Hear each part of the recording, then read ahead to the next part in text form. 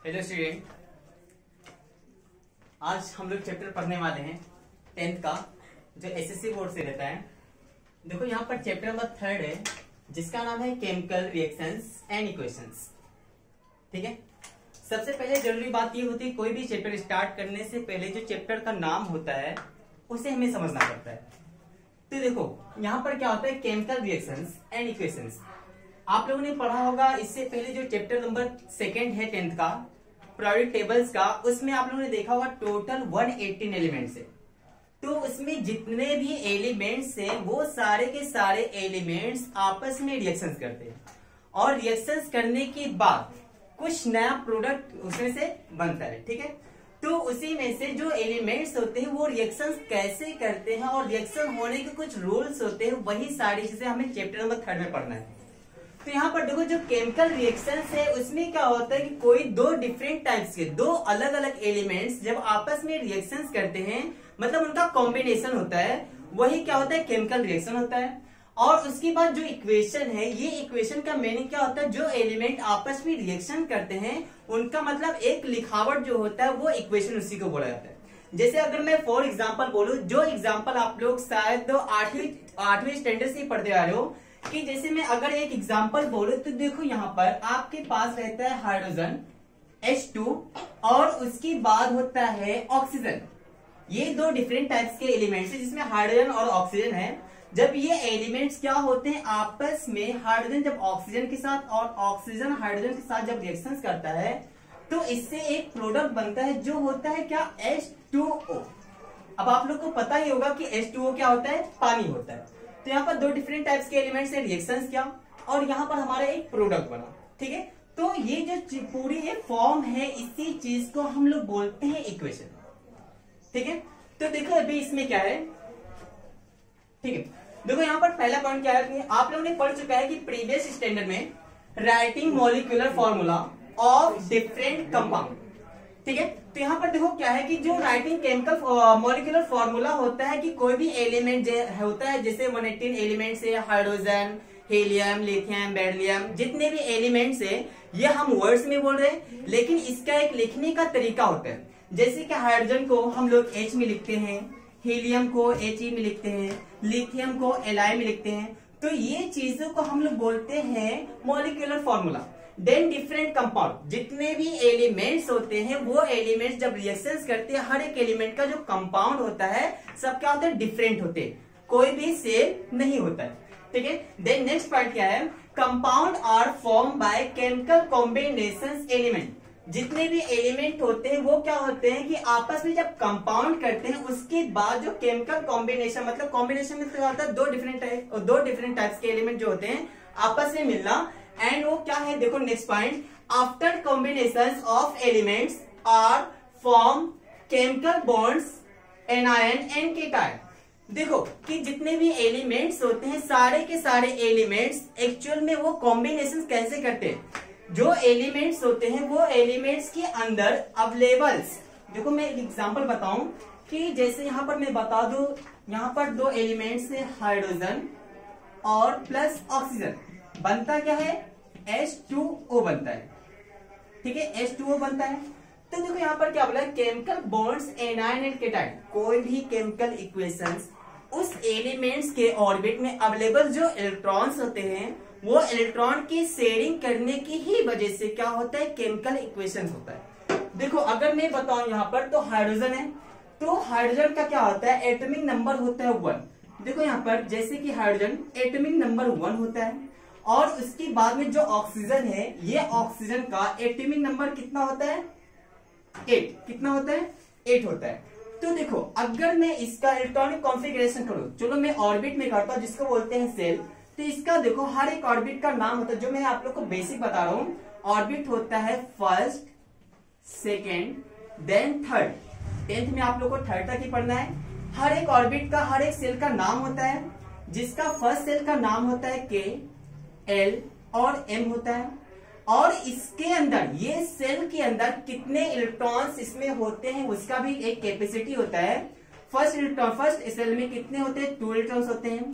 Third में आपका, second में 8 होता है, और उसके बाद थर्ड में आपका, 10th में आप लोग 8 ही यूज करोगे। एक फॉर्मूला होता है 2n का स्क्वायर, ये जो फॉर्मूला होता है इसके रूल्स के हिसाब से थर्ड पीरियड में आपका क्या आएगा, 18 इलेक्ट्रॉन्स आएंगे। लेकिन आप लोग 10th तक क्या होगे, थर्ड सेल्स में 8 इलेक्ट्रॉन्स को ही ऑब्जर्व करोगे। अब देखो इसके बाद मैं ये वाला एग्जांपल लिया था, तो ये एग्जांपल में होता क्या है, अगर मैं इसका इलेक्ट्रॉनिक कॉन्फ़िगरेशन करूं तो पहले वाले ऑर्बिट में कितना आएगा, पहले वाले ऑर्बिट में क्या आता है, 2 इलेक्ट्रॉन्स होते हैं, लेकिन इसके पास कितने इलेक्ट्रॉन्स है, 1 इलेक्ट्रॉन्स है, तो पहले ऑर्बिट में कितना आएगा, 1 ही इलेक्ट्रॉन्स आएगा। ठीक है। अब उसके बाद में अगर बताऊं ऑक्सीजन का, तो ऑक्सीजन का क्या होता है कि फर्स्ट वाले जो ऑर्बिट होता है ऑक्सीजन में, फर्स्ट वाले ऑर्बिट में कितना आएंगे, रूल से हमारा 2 आता है, तो इसमें 1 and 2। ठीक है। लेकिन इसके पास है कितना, 8 है, 2 मैंने यहां पर अरेंज कर दिया, बचा कितना, 6। तो वो जो 6 होते हैं उसके बाहर वाले ऑर्बिट में अरेंज होंगे, क्योंकि रूल्स हमारा ये है, जो फर्स्ट वाला ऑर्बिट होगा उस ऑर्बिट में क्या होगा कि 2 ही इलेक्ट्रॉन्स रहेंगे, इससे ज्यादा नहीं होंगे, कम होंगे चलेगा, लेकिन ज्यादा अगर रहेगा तो उसके नेक्स्ट ऑर्बिट में, नेक्स्ट सेल्स में वो अरेंज किए जाएंगे। तो बचा कितना, 2 अरेंज किया, तो बचा कितना, 6। वो 6 इलेक्ट्रॉन क्या होंगे आपका यहाँ पर, 1 2 3 4 5 and 6। लेकिन देखो अब यहाँ पर एक चीज ध्यान में रखो कि ये हमारा सेकेंड सेल है, सेकेंड सेल में कितने इलेक्ट्रॉन्स आते हैं, 8 आता है, लेकिन यहाँ पर है कितना सेकेंड सेल में, आपका 6 अवेलेबल है। तो ये सेल्स को कंप्लीट करने के लिए दूसरे एलिमेंट्स के साथ ही रिएक्शन करेगा। अब रिएक्शन कैसे करेगा, देखो यहाँ पर हाइड्रोजन के एक ही इलेक्ट्रॉन है हाइड्रोजन के पास, तो ये क्या करेगा, इसको नेट्स कितने इलेक्ट्रॉन्स की है, 2 इलेक्ट्रॉन्स की नेट्स है, तो ये 2 इलेक्ट्रॉन्स अपने अंदर और लाना चाहेगा, ये वाला सेल्स को, ऑक्टेट को क्या करना चाहेगा, कंप्लीट करना चाहेगा। हाइड्रोजन के पास एक ही है, अगर ये एक इसको देगा तो 7 ही होगा, फिर भी ये ऑक्टेट कंप्लीट नहीं होने वाला। तो ये क्या करेगा, हाइड्रोजन अपने ही जैसे एक हाइड्रोजन को और बुलाएगा, और इसके भी अगर इलेक्ट्रॉनिक कॉन्फ़िगरेशन करेंगे तो एक इलेक्ट्रॉन इसमें भी हो जाएगा। अब देखो ये 2 हाइड्रोजन हो गए, नेट्स कितने की है ऑक्सीजन को, 2 इलेक्ट्रॉन्स को, तो ये दोनों इलेक्ट्रॉन्स क्या होंगे, इसको शेयर होंगे, ये भी क्या होगा, इसके साथ शेयर करेगा, तो इसके कितने हो जाएंगे कंप्लीट, 8, ये ऑर्बिट में 6 और प्लस 2 8 कंप्लीट हो जाएंगे। अब देखो यहाँ पर हमने हाइड्रोजन कितना यूज किया, 2 हाइड्रोजन, 1 और 2 हाइड्रोजन यूज किया है, और ऑक्सीजन मैंने कितना यूज किया है, यहाँ पर 1 ही ऑक्सीजन यूज हुआ है। तो देखो हमारा फॉर्मूला क्या था, H2, यहाँ पर 2 हाइड्रोजन यूज हुए हैं, इसके लिए यहाँ पर H2 लिखा गया है, प्लस ऑक्सीजन, हाइड्रोजन 2 और 1 ऑक्सीजन के बीच में जब रिएक्शन होता है तब जाके आपका एक प्रोडक्ट बनता है जो होता है H2O। तो मैंने कहने का मतलब क्या था कि कोई भी केमिकल इक्वेशन जो होता है, उस केमिकल के अंदर अवेलेबल जो आपके इलेक्ट्रॉन्स होते हैं, बाहर वाले लास्ट ऑर्बिट में अवेलेबल जो इलेक्ट्रॉन्स होते हैं, वो इलेक्ट्रॉन्स के शेयर करने की ही वजह से जो कंपाउंड तैयार होता है उसी को हम लोग क्या बोलते हैं, केमिकल रिएक्शन, या फिर आपका एक इक्वेशन तैयार होता है उसी को इस तरह से बनता है। ठीक है। अभी इसके बाद देखो नेक्स्ट रीडिंग क्या है कि आपका element sharing octet electrons chemical reaction. ठीक है, मैंने ऑलरेडी बता चुका है कि जो एलिमेंट्स होते हैं, वो एलिमेंट्स से अवेलेबल जो इलेक्ट्रॉन्स होते हैं, वो इलेक्ट्रॉन्स ही क्या होते हैं, शेयर होते हैं, तब जाके केमिकल रिएक्शंस क्या होता है, फॉर्म होता है। शिवम स्टॉप कर, ठीक है। तो अभी देखो आप लोग कि अब तक मैं जितना बता रहा हूँ बेसिक ही है, जो ऑलरेडी आप लोग पढ़ चुके हो। ठीक है, अभी आपके है टेक्स्ट बुक में फर्स्ट हेडिंग है केमिकल रिएक्शंस। क्या है, केमिकल रिएक्शंस, ये फर्स्ट हेडिंग आपकी बुक्स में दिया हुआ है। तो देखो ये केमिकल रिएक्शंस के हेडिंग्स के अंदर क्या है, यहाँ पर लिखा हुआ है कि 19th century scientist carried out fundamental experiment on chemical reactions. ठीक है, यहाँ पर आपको पता चलता है कि 19th सेंचुरी में ही क्या हुआ था कि जो साइंटिस्ट लोग थे वो केमिकल्स के ऊपर पे एक्सपेरिमेंट कर चुके थे। ठीक है, वो केमिकल्स कैसे होते हैं, क्या फॉर्म होते हैं, कैसे रिएक्शंस करता है, ये सारी चीजों के ऊपर। उसके बाद क्या है, during chemical reactions compositions of the matters change and change remain permanent. अब देखो यहाँ पर क्या होता है, जब आपस में कोई भी केमिकल्स दूसरे एलिमेंट्स के साथ जब रिएक्शंस करता है, रिएक्शंस करने के बाद ही तुरंत क्या होता है, वो क्या होता है, कुछ ना कुछ इसमें चेंजेस आते हैं।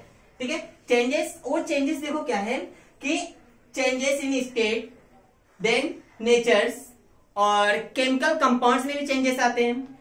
देखो कि कभी भी ये वर्ड्स में जितनी भी चीजें हैं सारी चीजों में हमेशा कुछ ना कुछ रिएक्शन होता रहता है, ठीक है। अगर मैं फॉर एग्जांपल बताऊं, ये केमिकल चेंजेस में क्या होता है, जो केमिकल चेंजेस होते हैं वो 2 टाइप्स के होते हैं। कितने टाइप्स के होते हैं? 2 टाइप्स के होते हैं। एक होता है फिजिकल चेंजेस, दूसरा होता है केमिकल चेंजेस। तो फिजिकल चेंजेस क्या होता है, ध्यान से सुना, कि कोई भी ऐसी चेंजेस, कोई भी ऐसा रिएक्शंस, उसमें रिएक्शंस तो होगा लेकिन जिस स्टेट में पहले होता है उसी स्टेट से फिर से रिटर्न आ जाना, ये होता है आपका फिजिकल चेंजेस। और केमिकल चेंजेस क्या होता है कि अगर कोई एलिमेंट्स दूसरे एलिमेंट के साथ अगर रिएक्शन कर ले लेकिन वो चाह कर भी पहले जैसे स्टेट में वो रिटर्न नहीं आता है, उसे हम लोग क्या बोलते हैं, केमिकल चेंजेस। अगर मैं एग्जांपल के तौर पर लूं तो देखो, अगर आइस जो है, आइस मीन्स क्या होता है, बर्फ, तो बर्फ का पानी में बदलना, बर्फ का पानी में बदलना क्या होता है, वो आपका फिजिकल चेंजेस है। क्योंकि जो बर्फ होता है, अगर बर्फ पहले क्या है, वो सॉलिड स्टेट में रहता है, पहले क्या होता है, ठोस होता है, अगर वो टेम्परेचर की वजह से क्या होता है, लिक्विड में कन्वर्ट हो जाता है। लेकिन अगर हम उस पानी को चाहे फिर से आइस में कन्वर्ट करने के लिए, तो वो टेम्परेचर कम करके हम उसे आइस में कन्वर्ट कर सकते हैं। दूसरा एग्जांपल आप ले सकते हो, कुकिंग ऑफ फूड मीन्स खाने का बनना।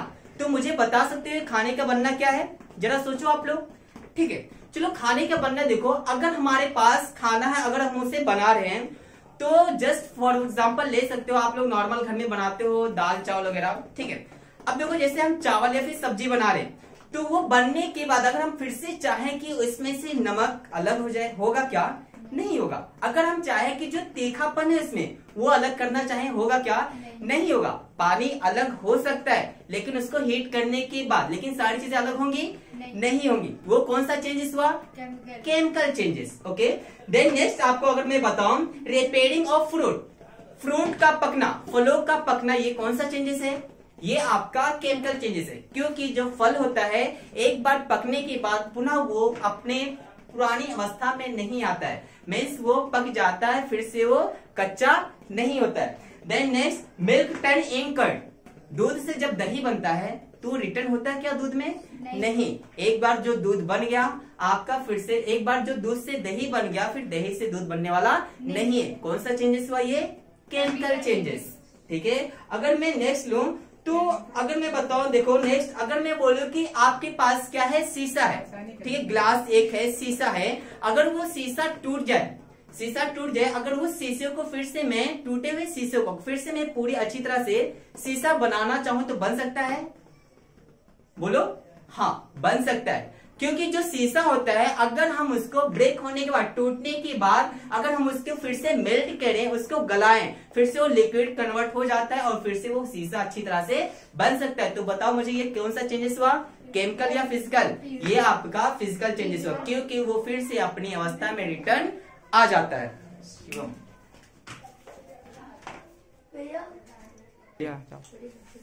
तो अभी देखो, अभी इसके आगे थोड़ा सा और देख लीजिए आप लोग बेसिक। देखो अभी नेक्स्ट पॉइंट क्या है कि chemical reactions are depend on temperature, heat, pressure, catalyst, ठीक है। यहाँ पर देखो जो केमिकल रिएक्शन होता है वो केमिकल रिएक्शंस पे भी क्या होता है कि किसी न किसी चीज के ऊपर डिपेंड रहता है, जैसे कि प्रेशर के ऊपर, और उसके बाद हीट के ऊपर, टेम्परेचर के ऊपर एंड कैटलिस्ट के ऊपर। टेम्परेचर, अगर मैं जस्ट एग्जांपल बताऊं तो कि आपका टेम्परेचर किसके ऊपर डिपेंड है, अगर एग्जांपल ले तो जैसे कि आइस हमने लिया, तो जो आइस होता है, आइस को अगर हम लोग क्या करेंगे, टेम्परेचर मीन्स क्या होता है, हीट, हम लोग हीट करेंगे अगर उसको, ठीक है, हीट अगर कर रहे हैं, टेम्परेचर अगर उसका हम लोग बढ़ा रहे हैं, ठीक है, अगर मैं 4 से ज्यादा टेम्परेचर ले रहा हूं तो ये आइस किस में कन्वर्ट होगा, वाटर में कन्वर्ट हो जाएगा, ठीक है। देन इसके बाद हीट, अब देखो हीट, कोई ना कोई रिएक्शन क्या होता है, हीट के ऊपर भी डिपेंड होता है। जैसे कि कोई ना कोई एग्जांपल आप ले सकते हैं, जैसे कि आपके पास क्या है, मैग्नीशियम ऑक्साइड है या फिर कोई दूसरा चीज है, अगर उसे हमें मेल्ट करना है, पिघलाना है, उसको लिक्विड में कन्वर्ट करना है, तो हमें उसे क्या करना पड़ेगा, हीट ही करना पड़ेगा। उसके बाद क्या है नेक्स्ट, प्रेशर। तो ऐसे भी रिएक्शन होते हैं जो कि प्रेशर के ऊपर भी डिपेंड होते हैं, ठीक है। अब उसके बाद कैटलिस्ट। अब देखो कैटलिस्ट क्या होता है, ये जो वर्ड्स है ये क्या होता है कि कोई ना कोई रिएक्शन ऐसा भी होता है कि कैटलिस्ट का मीनिंग क्या होता है, उत्प्रेरक बोलते हैं हिंदी में, क्या बोलते हैं, उत्प्रेरक। तो ये चीज क्या होती है, जैसे हमें कोई रिएक्शन करना है और वो रिएक्शंस के अंदर कि कोई दूसरे एलिमेंट्स के बिना वो रिएक्शंस कंप्लीट ना हो, कोई दूसरे एलिमेंट्स के बिना वो रिएक्शंस कंप्लीट भी ना हो, और जो दूसरा एलिमेंट्स हम मिक्स कर रहे हैं उसमें वो एलिमेंट्स सेफ बचा भी रहे, ऐसे एलिमेंट को हम लोग क्या बोलते हैं, कैटलिस्ट बोलते हैं। नेक्स्ट पॉइंट देखो अभी कि if the composition of matter change during a process then calls a chemical reactions. यहां पर डेफिनेशन से ध्यान से देखना आप लोग, क्या है डेफिनेशन, केमिकल चेंज का डेफिनेशन है। वो डेफिनेशन क्या है कि if the composition of matter change, अगर हमारा जो एलिमेंट्स है वो एलिमेंट्स कंपोजिशन होने के बाद उसके अंदर जो चेंजेस आते हैं, क्या आते हैं, चेंजेस आते हैं, मीन्स पहले जैसा नहीं रहता उस टाइम को, और उसको हम लोग क्या बोलते हैं, केमिकल चेंजेस बोलते हैं। नेक्स्ट पॉइंट क्या है, a chemical reactions is a process in which undergoes bonds breaking ends are transferred into new substance by formations of new bonds। यहाँ पर ध्यान देना, ये चीज मैंने आप लोग को पहले ही बता चुका कि कोई भी केमिकल रिएक्शन जो होता है उसमें अवेलेबल जो एलिमेंट्स होते हैं, मेटल होते हैं, उनमें अवेलेबल जो बॉन्ड्स होते हैं, बॉन्ड्स मीन्स क्या, जहां पर इलेक्ट्रॉन्स होते हैं, जब वो बॉन्ड्स इलेक्ट्रॉन्स जब ब्रेक होते हैं, एक दूसरे को शेयर करते हैं, शेयर करने के बाद ही क्या होता है कि न्यू बॉन्ड्स बनता है। मीन्स अगर मैं बताऊं एग्जांपल के तौर पर, तो देखो यहाँ पर ये हमारा H2 क्या है, एक मेटर से, एक मॉलिक्यूल से अलग है, सेपरेट है। उसके अलावा ये ऑक्सीजन क्या है, अलग है, दोनों अलग अलग। ये सब्सटेंस में देखो ये भी अलग है, ये भी अलग है, लेकिन इनका जब ये आपस में रिएक्शन करेंगे, इनके इलेक्ट्रॉन्स बॉन्ड्स का क्या होगा, ब्रेक होगा। ब्रेक होने के बाद ये सब कंबाइंड हो जाएंगे, मीन्स H2O बन जाएंगे। तो ये हमारा क्या है, पूरा H2O इसको पढ़ेंगे, और ये क्या है, अलग है, ये अलग है, तो इसको हम लोग क्या बोलते हैं, नया ये बॉन्ड्स क्रिएट होता है। Then next point, the substance taking part in chemicals reactions are called reactant. यहाँ पर ध्यान देना, ये चीज आपको जरूरत पड़ेगी कि आपको पूछ सकता है क्वेश्चंस भी, what is called of reactant. तो यहाँ पर देखो डेफिनेशंस क्या है, the substance taking part in chemicals reactions are called of reactant. Means जिस केमिकल इक्वेशंस में, इसमें देख लो H2O का, कि कोई भी केमिकल इक्वेशंस में अवेलेबल्स, जैसे हमने क्या लिया था, H2+O, ये साइड में हमारा क्या था, H2O था। तो ये देखो बीच में एरो का निशान दिख रहा है, मीन्स कोई भी केमिकल रिएक्शन में जो एलिमेंट पार्टिसिपेट करते हैं, जो कि लेफ्ट हैंड साइड, कौन सी साइड में रहते हैं, लेफ्ट हैंड साइड, एरो के लेफ्ट हैंड साइड में लिखा हुआ रहता है, उस एलिमेंट को हम लोग क्या बोलते हैं, रिएक्टेंट बोलते हैं। क्या बोलते हैं, रिएक्टेंट बोलते हैं। और इसके अलावा देखो एक और डेफिनेशन है प्रोडक्ट का। प्रोडक्ट हम किसे कहते हैं, where the substance form as a result of chemical reactions by formations of new bonds। क्या दिया यहाँ पर, new bonds are called product। Means क्या बोला है कि जिस रिएक्शंस के अंदर क्या होता है, रिएक्टेंट का, इसमें बॉन्ड्स का ब्रेक होने के बाद जब न्यू प्रोडक्ट बनता है, जब न्यू सब्सटेंस आते हैं, उसे हम लोग क्या बोलते हैं, प्रोडक्ट बोलते हैं। मीन्स कहने का मतलब ये है, ये जो है क्या, लेफ्ट हैंड साइड में क्या होता है, रिएक्टेंट होता है। ये सारे रिएक्टेंट जब आपस में रिएक्शन करते हैं, रिएक्शन होने के बाद जो राइट हैंड साइड में, कौन से साइड में, राइट हैंड साइड में जो आपका एक पूरा मॉलिक्यूल्स आता है, उस मॉलिक्यूल्स को हम लोग क्या बोलते हैं, प्रोडक्ट बोलते हैं। ठीक है, आप लोग ध्यान से ये दोनों डेफिनेशन अच्छी तरह से कर लो, क्योंकि इसके आगे आपको एक हेडिंग्स आता है जिसका नाम है आपका कि राइटिंग केमिकल इक्वेशंस। ये राइटिंग केमिकल इक्वेशंस को आप लोगों को इसको फिर से पढ़ने को मिलेगा, जो कि आपके लिए बहुत बेनिफिट्स है। कॉपी करना है तो कॉपी कर लीजिए आप लोग। एक एग्जांपल और देख लेते हैं हम लोग इसका। जैसे कि आपके टेक्स्ट बुक में दिया है ऑक्सीजन गैस और कार्बन, ठीक है, ये दोनों तो आपको पता है गैस ही है। तो एग्जांपल में हम लोग ले लेते हैं, जैसे कि आपके पास कार्बन है ठीक है। इन्वायरमेंट में नेचर में कार्बन पाया जाता है और उसके साथ में ऑक्सीजन गैस भी पाया जाता है, ठीक है। कार्बन और ऑक्सीजन गैस पाया जाता है। जब ये कार्बन और ऑक्सीजन का क्या होता है, कॉम्बिनेशन होता है, मीन्स क्या होता है, रिएक्शन होता है। रिएक्शन होने के बाद क्या होता है कि ये साइड में, राइट हैंड साइड में क्या होता है, आपका एक और सब्सटेंस आता है जिसको हम लोग क्या बोलते हैं, प्रोडक्ट बोलते हैं। ये आपका रिएक्शन होने के बाद इसका इससे और इसका इससे, कार्बन आपका 6 होता है, ऑक्सीजन आपका 8 होता है। मीन्स इसमें अवेलेबल ये क्या है, इलेक्ट्रॉन्स है। ये इलेक्ट्रॉन्स क्या है, जब ब्रेक होता है तो आपस में रिएक्शन करते हैं। रिएक्शन करने के बाद ये क्या हो जाते हैं, कंबाइंड हो जाते हैं। मीन्स आपका क्या हो जाएगा, CO2, मतलब कार्बन डाइऑक्साइड बन जाएगा। तो देखो, इससे पहले मैंने ये भी बता चुका कि जो एरो होता है, एरो के लेफ्ट हैंड साइड में जो होता है वो आपका क्या होता है, रिएक्टेंट होता है, ठीक है। और इसके बाद जो एरो के राइट हैंड साइड में होता है वो क्या होता है, आपका प्रोडक्ट होता है। तो यही आपका क्या है, एग्जाम्पल, ठीक है। बस अभी मिलेंगे नेक्स्ट लेक्चर में, उसमें आपका क्या है कि आपका वर्ड्स में केमिकल इक्वेशन होता है उसका डेफिनेशन पढ़ेंगे, और उसके बाद केमिकल फॉर्मूला की भी डेफिनेशन है उसका पढ़ेंगे। उसके बाद जो नेक्स्ट रीडिंग आएगा वो बहुत ही इंपॉर्टेंट है, वो आपके बोर्ड एग्जाम में पूछा भी जाता है, राइटिंग केमिकल इक्वेशन, जो कि 6 पॉइंट है। Okay, bye.